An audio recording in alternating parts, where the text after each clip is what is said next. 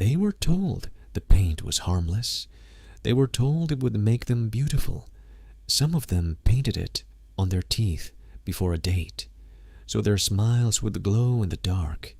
The company that hired them called it a gift of modern science, a miracle element sealed into wristwatches and instrument dials, so that soldiers and nurses and ordinary people could tell the time in the dark.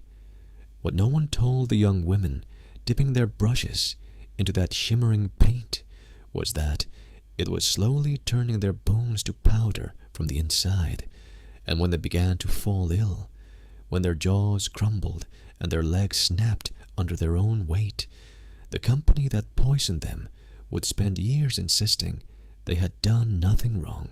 This is the story of the Radium Girls. In the years after the First World War, radium was the most glamorous substance on Earth. It had been discovered by Marie Curie only 2 decades before, and the public was intoxicated by it. It glowed. It seemed alive. People believed it could cure cancer, restore youth, and grant energy. It was put into face cream, into toothpaste, into tonics and chocolate and drinking water, all sold as tokens of health and vitality. And because radium glowed, it was perfect for one particular use, painting the numbers on watch dials so they could be read in the dark. In factories in New Jersey, Illinois, and Connecticut, companies hired young women, many of them still teenagers, to do this delicate work. It was considered a good job, clean, respectable, well paid. The women sat at long tables, each with a tiny brush and a pot of glowing paint, painting numbers so small that the brush tip had to be kept in a perfect point. To keep that point sharp, they were taught a technique. Dip the brush in the paint, draw it between the lips to shape the tip, paint the number, and repeat hundreds of times a day. Lip, dip, paint. Lip, dip, paint. With every stroke, they swallowed a little of the radium. Some of the women asked whether the paint was dangerous. They were reassured that it was not.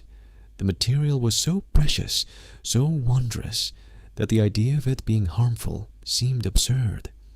Managers and chemists in the same buildings, however, handled the raw radium with lead screens, masks, and tongs. They knew. The young women knew none of it. They painted with their fingers. They dusted the glowing powder onto their dresses for parties. They painted their fingernails and their teeth. At night, walking home, they shimmered faintly in the dark. People began to call them the Ghost Girls. For a while it seemed like nothing but a marvel. Then, a few years in, the first of them began to get sick. It usually started in the mouth. A tooth would ache and be pulled, but the socket would not heal. Instead, it festered, and the pain spread through the jaw. Dentists were baffled. When they touched the bone, pieces of it came away in their hands. Doctors called it a strange new infection. In truth, the radium the women had swallowed had traveled to their bones, because the body mistakes radium for calcium and stores it there. Lodged in the jaw and the spine and the legs, it never stopped emitting radiation, quietly destroying the bone from within, cell by cell, year after year. The women grew anemic and exhausted. Their bones became so brittle that they fractured without cause. One woman's leg shortened as her spine collapsed. Another's jaw had to be removed almost entirely. Tumors bloomed. Several were dead before anyone in authority would admit there might be a connection to the paint, and there was a reason for that denial. The company at the center of the New Jersey cases had commissioned studies. Those studies pointed to the radium, but the findings that were inconvenient were buried, and the company continued to tell its workers the paint was safe. When women asked about their illnesses, they were sometimes told the problem was something else entirely, even cruelly, that it was a shameful disease of their own making, a lie designed to shame them into silence and protect the company's name. Some of the women, dying, decided to fight. It was not easy. They were young, working class, and desperately ill.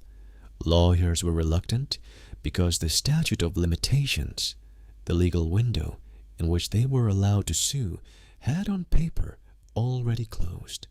The very slowness of the poison was being used against them.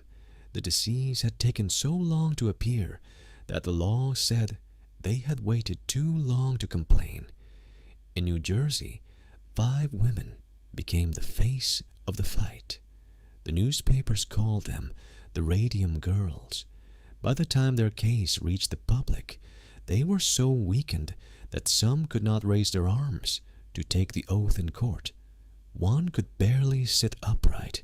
They knew they would not live long enough to see much of the money, if any came at all.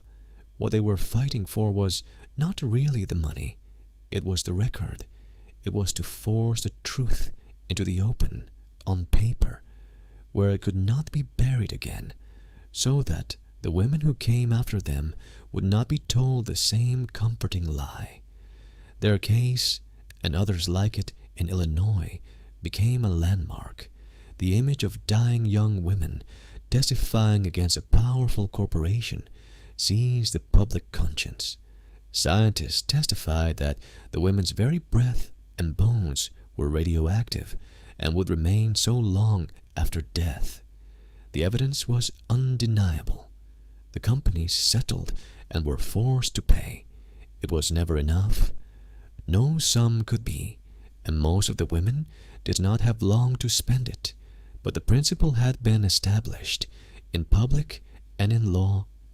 An employer could be held responsible for the slow poison it fed its workers. The Radium Girls did more than win their own case. Their suffering helped build the foundations of modern workplace safety law. Their cases push forward the idea that a company owes a duty of care to the people who work for it, that a worker who is poisoned on the job has a right to answers and to justice. Standards for handling radioactive material were tightened. The consequences of their fight reached into industries the women themselves would never see. And there is one more strange legacy. Because radium stays in the bones and keeps emitting radiation for over 1,000 years, the remains of the Radium Girls are still faintly radioactive today in their graves. Decades later, scientists studying the long-term effects of radiation on the human body turn to their records and, with the permission of families, to their remains. In their deaths, as in their dying, these women went on teaching the world what radiation does to a person. They were told the paint was harmless. They were told it would make them beautiful. In the end, the glow that clung to them in the dark was the same glow that was killing them, and it was their refusal to stay silent as they died that dragged the truth into the light. We like to imagine that the great harms of history come from monsters. More often, they come from something quieter, a comforting answer given to a worried worker, a study that is filed away instead of acted upon, a choice to protect a name instead of a life. The Radium Girls could not save themselves. What they could do, and did, was make sure the truth outlived them. And in doing so, they made the world a little safer for people they would never meet. Sometimes that is the only victory available to us, to take the thing that is destroying us and refuse to let it be destroyed in silence, to make sure that someone, somewhere, finally has to write it down.